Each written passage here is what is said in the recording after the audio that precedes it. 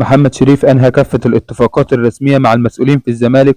اتفق اللاعب على التوقيع لمدة 4 سنوات بحيث يحصل على 60 مليون جنيه في الموسم و50 مليون جنيه عند التوقيع مع زيادة سنوية 5 مليون جنيه، ويحصل اللاعب على 35 مليون جنيه من النادي و25 مليون جنيه إعلانات. ولكن لم يوقع محمد شريف حتى الآن مع الزمالك ويرغب في الانضمام للأهلي، والأهلي لم يتخذ قرار حتى الآن. رأيك في صفقة شريف للزمالك؟ ما تنساش الاشتراك في القناة وتفعيل الجرس ليصلك كل جديد. دخل الزمالك عن طريق بعض الوسطاء في المفاوضات مع محمد مجدي قفشه، ويعرض على اللاعب توفير عرض خارجي له في الانتقالات الصيفية ثم ينضم لهم في الانتقالات الشتوية. ويعرض الزمالك على محمد مجدي قفشه راتب يتخطى 50 مليون جنيه، وقفشه يتجاهل الرد عليهم ويؤكد للمقربين أنه لم يكن في يوم من الأيام لاعبا في الزمالك ويخسر تاريخه وحب جمهور الأهلي. رأيك في قرار اللاعب محمد مجدي قفشه برغم استبعاد مارسيل كولر له من التشكيل؟ وما تنساش الاشتراك في القناة وتفعيل الجرس ليصلك كل جديد. صن داونز يستقر على فتح الملعب للجماهير للحضور مجانا في مباراة الأهلي وعدم خروج أي قرار حتى الآن بشأن الشغب في مباراة الترجي السابقة، مما يؤكد المجاملات من الاتحاد الأفريقي لفريق صن داونز. والأهلي يرصد مكافآت غير مسبوقة واستثنائية لتحقيق دوري أبطال أفريقيا للمرة الثالثة على التوالي وتخطي عقبة صن داونز والوصول للنهائي. ما تنساش الاشتراك في القناة وتفعيل الجرس. بعد زوال الورم الأشعة تؤكد إصابة كريم الدبيس بتمزق في أربطة الكاحل وحاجته إلى 3 أسابيع للعودة للتدريبات الجماعية في النادي الأهلي.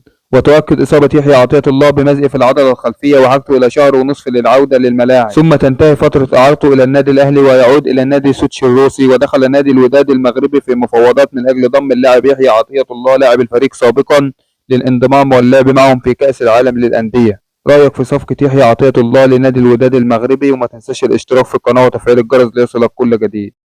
دخل النادي الأهلي في مفاوضات رسمية من أجل ضم حمدي فتحي للأهلي نهائيا، وحدث تواصل مع واللاعب أبدى موافقته وطلب من المسؤولين في النادي الأهلي التواصل مع إدارة الوكر القطري للانضمام للأهلي، وبنسبة 50% الوكر القطري لن يوافق على بيع حمدي فتحي للأهلي ولكن يوافق على أن يكون اللاعب متواجد مع الأهلي في كأس العالم للأندية. رأيك في صفقة حمدي فتحي لو تمت للأهلي نهائيا؟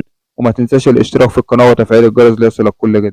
دخل النادي الأهلي في مفاوضات رسمية من أجل ضم محمد عبد المنعم للاستعداد لكأس العالم، وحدث تواصل مع اللاعب واللاعب طلب 1,100,000 دولار هياخدهم بما يعادل مصري، ورفض اللاعب عمل أي إعلانات وطلب 1,100,000 دولار من النادي. وصرح عبد المنعم بأنه اتظلم في الأهلي وكان بياخد 5 مليون جنيه وموديست معاه في الفريق كان بياخد 80 مليون جنيه، والأهلي لم ينهي اتفاقه مع نادي نيس الفرنسي. رأيك في عودة عبد المنعم للأهلي؟ وما تنساش الاشتراك في القناة وتفعيل الجرس ليصلك كل جديد. عقوبات رابطة الأندية في مباراة الأهلي وبيراميدز: تحذير إمام عاشور وتغريمه 50,000 جنيه لمحاولة الاعتداء على يوريتيتش مدرب بيراميدز. تحذير يوريتيتش مدرب بيراميدز وتغريمه 30,000 جنيه لمحاولة الاعتداء على إمام عاشور لاعب الأهلي. تحذير أحمد زاهر إداري بيراميدز وتغريمه 30,000 جنيه لمحاولة الاعتداء على محمد شوقي مدير الكرة بالنادي الأهلي. تحذير محمد شوقي مدير الكرة بالنادي الأهلي وتغريمه 30,000 جنيه لمحاولة الاعتداء على أحمد زاهر إداري بيراميدز. لفت نظر للنادي الأهلي وتوقيع غرامة قيمتها 100,000 جنيه، وذلك بسبب قيام جمهور النادي الأهلي في المقصورة الأمامية برمي زجاجات المياه تجاه مسؤول المباراة. توقيع غرامة مالية على محمد الشيبي لاعب فريق بيراميدز قيمتها 20,000 جنيه، وذلك بسبب عدم استلام جائزة رجل المباراة في الوقت المحدد. ما تنساش الاشتراك في القناة وتفعيل الجرس ليصلك كل جديد. الأهلي يتعجب من تصريحات سيف زاهر عن وجود نية في الأهلي للتفاوض مع يورجن كلوب لتدريب الفريق في كأس العالم للأندية فقط، ويؤكد أنه لا صحة لما يقال بخصوص هذا الشأن، وأن الأهلي لا يفوض مدرب لتولي مهمة كأس العالم للأندية فقط، وأن الأهلي يجهز مدرب شاب لتولي تدريب الفريق في حالة إخفاق كولر في أي من مباراة صن داونز. ما تنساش الاشتراك في القناة وتفعيل الجرس ليصلك كل جديد.